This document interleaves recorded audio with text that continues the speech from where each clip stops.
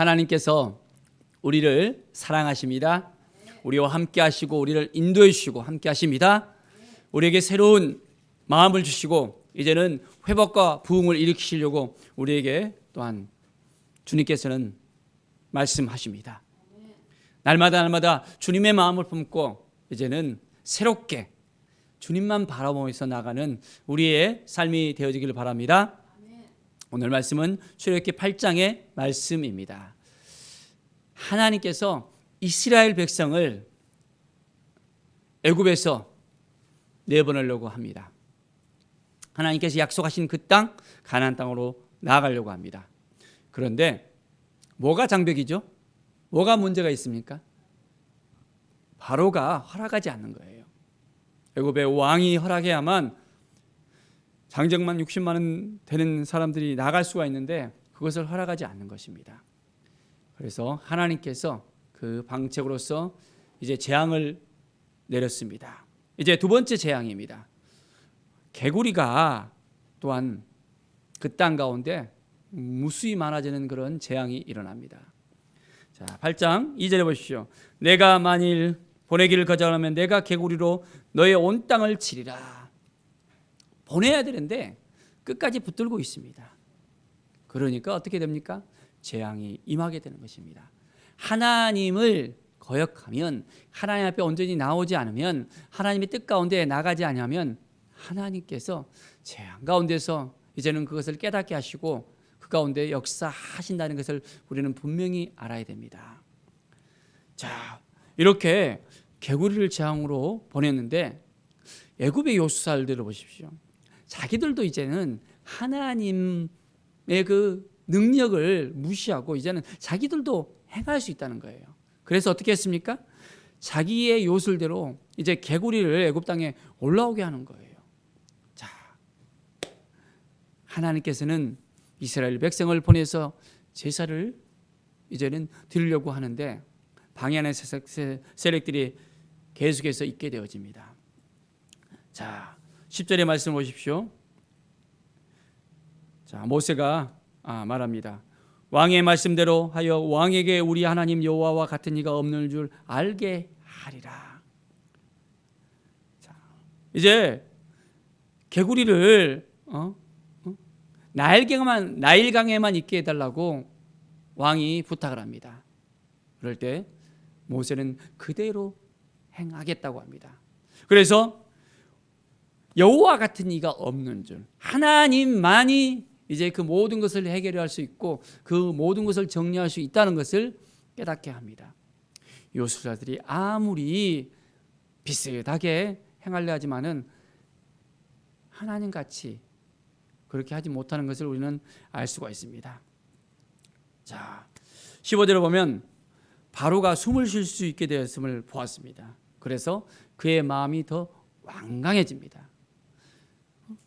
개구리가 가득 차서 정말 어려웠을 때는 보내겠다고 약속했는데 또 이제는 개구리가 없어지니까 마음이 또 바꿔지는 거예요. 자, 이제는 하나님께서 티끌이 이가 되게 하는 세 번째 재앙을 애굽 땅에 보냅니다. 자, 애굽 온 땅에 티끌이 이가 되어서 사람과 가축에 오르게 되어집니다. 요수사들도 이번에도 한번 따라해 보려고 하는 것입니다. 그런데 어떻게 됐을까요? 이제는 이가 생기려 했는데 그것이 안 되는 거예요. 자, 이제 19절에 보면 요수사가 바로게 말합니다. 이는 하나님의 권능입니다. 뭐라고요? 하나님의 권능이라는 거예요.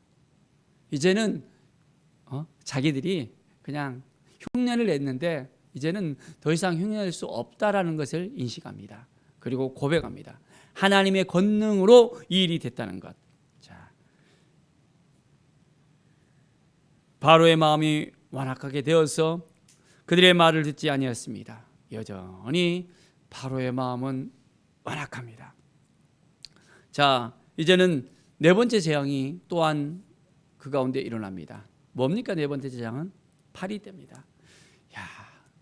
집에 파리가 몇 마리 있어도 식사를 하는데 윙윙윙 거리잖아요. 그럼 어떻게 됩니까? 정말 힘듭니다.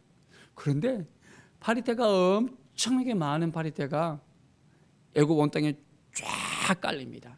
어떻게 됐을까요? 이건 지저분하고 너무너무 힘든 거예요.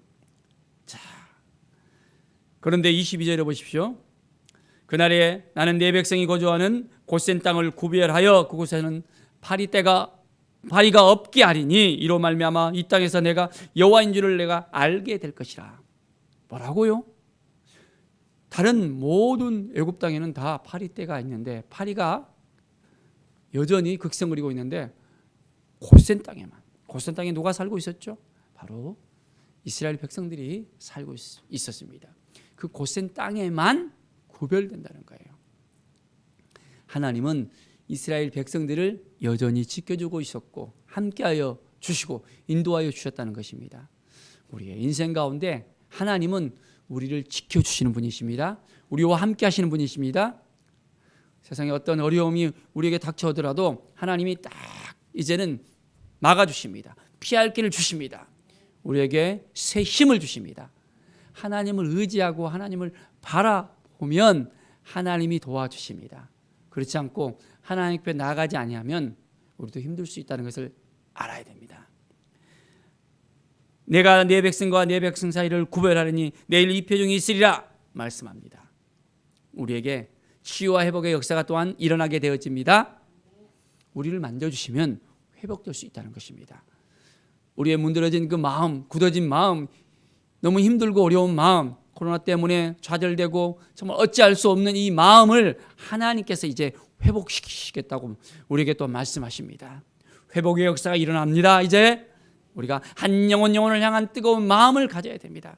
그동안에 전도하고 싶어도 이제는 우리의 마음이 이제는 완전히 가라앉아서 더 이상 새로운 마음을 가질 수가 없어서 힘들었지만은 이제는 새 마음을 하나님께서 주시면서 우리에게 나가서 이 영혼을 향한 뜨거운 사랑을 가지고 그 영혼들에게 복음을 전하라고 말씀하고 계십니다. 그 마음을 주셨다면 함께 나갈 수 있어야 됩니다. 그 마음을 주셨다면 이제는 우리가 온전하게 하나님만 바라보고 나가는 것입니다. 세상을 바라보는 것이 아니에요. 하나님을 바라보면 승리할 수 있습니다. 오늘도 주님께서 주신 마음을 가지고 온전하게 나갑시다. 자, 25절 보니까 바로가 이제 모세와 아론에게 말합니다. 너희는 가서 이 땅에서 너희 하나님께 제사를 드리라. 어떻게 하라고요? 이 땅에서. 저 광야로 나간다니까 멀리 가지 말고 그냥 여기에서 나를 위해서 좀 간구하라 라고 이야기합니다. 그런데 어떻게 됩니까? 모세는 말합니다. 이 땅에서 제사를 드리면 애굽 백성들이 이것을 갖다가 보고 굉장히 싫어해서 우리를 돌로 쳐서 죽일 수 있다는 것입니다. 그러니까 우리가 사흘길 광야로 나가겠습니다 라고 이야기합니다. 애굽의 바로는 너무 멀리 가지 말고 좀 가까이 있어서 나를 위해서 좀 기도해라 라고 이야기를 합니다. 하나님의 역사는 이제 애굽 땅에서 파리떼를 또한 이제는 사라지게 만듭니다. 파리떼가 없어지니까 어떻게 됩니까? 자, 바로의 마음이 다시 이제는 완강하게 그 백성을 보내지 아니하라는 그 마음을 갖게 되어집니다. 어려웠을 때는 마음이 이제는 풀어졌다가 이제는 그것이 해결되어지니까 여전히 이스라엘 백성을 붙들고 있는 거예요. 아직 때가 안 된 것을 볼 수 있습니다. 하나님의 때가 돼야만 이스라엘 백성들이 온전히 나갈 수 있습니다. 하나님께서는 이미 계획하셨고 이제는 이스라엘 백성들을 내보내시려고 하고 있습니다. 그런데 여전히 바로의 마음이 완강한 것처럼 우리의 인생 가운데서도 뭔가 풀리는 것 같이 보여지는데 또 어렵게 되어지고 풀리는 것 같이 되어지는데 또 어려워지는 그런 반복되어지는 부분들이 있을 수 있습니다. 하나님의 때에 하나님의 그 계획의 하심에 따라서 하나님이 이끌어 주실 때 그 모든 문제가 다 해결되어집니다.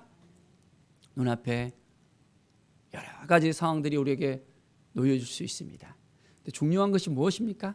하나님을 바라보는 거예요. 하나님 앞에 온전히 나가는 것입니다. 하나님께서 우리를 이끌어 주시고 인도해 주시고 온전하게 우리와 함께 하시다는 것을 잊지 않고 나가면 우리는 승리할 수 있습니다. 때로는 시간이 걸릴 수도 있습니다. 때로는 우리가 힘이 빠질 수도 있습니다. 그런데 그 모든 상황 가운데 하나님을 신뢰하는 마음을 가져야 됩니다. 그래서 하나님 그렇습니다. 우리 가운데 역사하신 하나님께서 우리를 도와주시고 우리를 이끌으시고 인도하여 주실 것을 믿습니다 라고 우리가 믿음으로 고백할 수 있어야 되고요. 말씀을 붙들고 살아야 됩니다. 하나님의 말씀이 우리에게 임하야만 하나님의 말씀이 우리를 새롭게 해주시고 인도해 주십니다.